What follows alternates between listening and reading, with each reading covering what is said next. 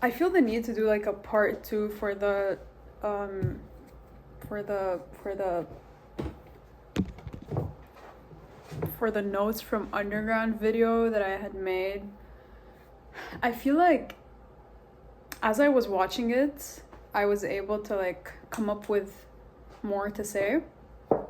And it, like, I don't know, I think talking about a book or talking about a show that you just watched, it just really helps you realize like what your thoughts on it are, and it also helps you like understand it better. And once I sat down to talk about Notes from Underground, I understood it so much more. I was able to process my thoughts on it.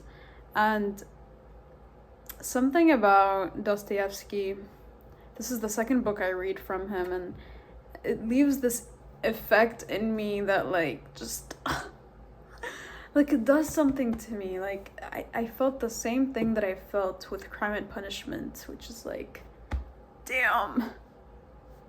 And I don't even know how to say it, and I don't know if it's just him. Like, I haven't read that much in my life, so I don't know if there's other authors that will do this to me, but damn, like. And you know what? I probably should take notes on what I want to say. I got a Muji book, a Muji notebook, and something about them, they're just so pretty.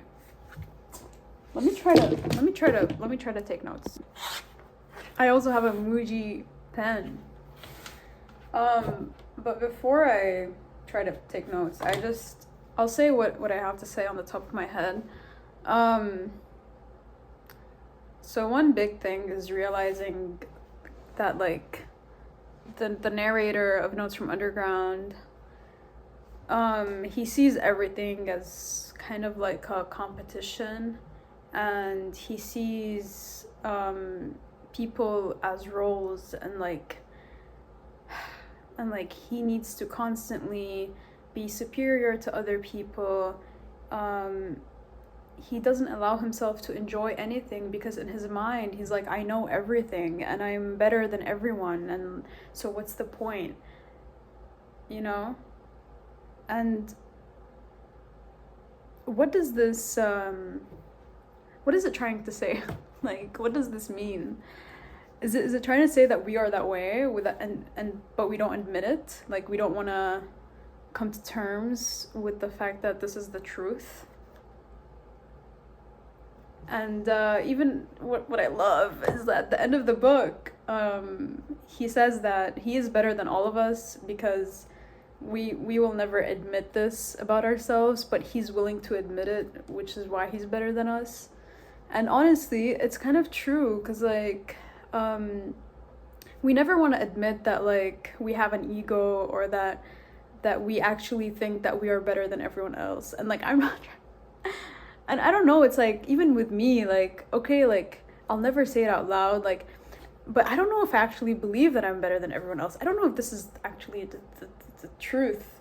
But just thinking about it, if I were to believe that I'm better than everyone else, would I ever be able to say that out loud? Especially to people who know me. And, you know, like, maybe that's why we don't know this guy's name, you know? Because maybe he's, I don't know, like, you can't identify him. I think that's what makes it so interesting. At the end of the day, this is a philosophical book, so it does feel very philosophical. But this whole thing, well, I believe the philosophical aspect of this book is nihilism. And you know, like I said earlier, because he thinks he's superior to everyone and he's better than everyone and he knows everything, he has no purpose in things, and like no meaning in things. And so this goes back to nihilism, which I think maybe Dostoevsky was trying to criticize nihilism, because we're not supposed to, you know, have this mentality that there's no meaning to anything, because that really can cause us to be so miserable, just like Notes from Underground. But I thought it was super interesting because sometimes it feels like the exaggeration of the kind of people that we are is that, like, if you were to take our egotistical side to the extreme, it's that guy from Notes from Underground, you know? And definitely it's like an exaggeration of that side of us, I feel like, if I was trying to understand it. But I don't even know if I'm making sense with what I'm saying. But yeah, that's just a thought. Because here's the thing, another example to kind of support this is the fact that, like, that guy from Notes from Underground, he really, like, has a beautiful meaning as to what love is. Like, the way that he talks about love is so poetic, and, like, I just really love that one sentence that I said it in my previous video, and you know what, I'll say it again. I don't know, this is probably like one of my favorite lines, but it says, "It's true, of course, that the honeymoon feeling dies, but it's replaced by a better love. And that love, their souls merge. They share everything and don't have any secrets from one another." And then he goes on to talk about children and all that, and I feel like he has such a good outlook on what love is, but then he doesn't know how to love. So it's like he has an understanding of what love should be and what it should look like, but he doesn't allow himself to love. And when love does come his way, he rejects it. He does the absolute worst thing that can be done. And it kind of, this is so random, but there's this movie that I watched not so long ago. It's called God's Own Country, and it's about two people, two men who they have like something going on. So it starts out as like they have feelings for each other, but it's just purely sexual. And the one of the guys doesn't allow himself to love. Like, it goes back to that same thing. He doesn't know how to actually love, but he just wants it for the sexual aspect. So they're only having sex, and like there's no meaning behind it, there's no love behind it. But at the end of the movie, I don't want to spoil, I mean, I'm spoiling it already, but there's so much more depth to the movie. Like, this doesn't, whatever. At the end of the movie, he finally kisses him, and like he actually shows him that he loves him, and it's like he like, the whole movie is about the character development of this one guy who went from not allowing himself to love and whatever, and being so depressed and in denial that he actually might have feelings for another person. And then at the end of the movie, it shows you how he allowed himself to love and all of that.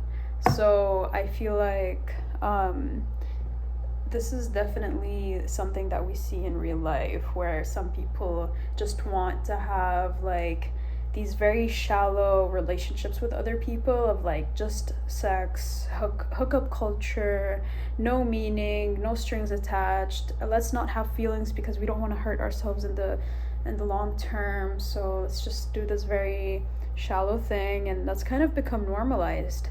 And maybe that guy from Notes from Underground is the result of this normalization, which maybe is being criticized by Dostoevsky. Like, this is something that shouldn't be normalized. No, we should allow ourselves to love and to actually have those deep feelings for other people, even if they might hurt us. We should let ourselves have them. And so I think it's beautiful, you know. But yeah, maybe Notes from Underground is the result of this thing that happens in real life, and which all goes back to nihilism. You know, when you do things without meaning, you get nowhere. And then I want to talk about the other point, which I really also like. I really love that one. You know, lately, I don't know if this is normal for being 21, you know, um, but lately I've just been going through, how do I say it? It's just, it feels like an existential crisis. I'm constantly questioning, like, whether I'm making the right choices. And I feel like I'm at an age where I'm in control of how my life looks like so much more than ever before. Like, you know, at that age, you're no longer under parental control so much, or maybe to a certain extent. But I feel like, you know, coming to college, picking which college you want to go to, picking your major, which country you want to go to. I mean, I'm privileged enough to have the freedom of choosing, but I don't know. I feel like at some point, too much freedom can actually be difficult, because you're like, oh my God, like, so much pressure, like, because when I do make that decision, I actually have to live with it, and like, if it doesn't turn out to be something that I enjoy, then I feel like it's my fault. And another thing that relates to all this is like something that was mentioned in Notes from Underground. Let me try to find it. Oh yeah. We would be the ones to suffer if our whimsical wishes were granted.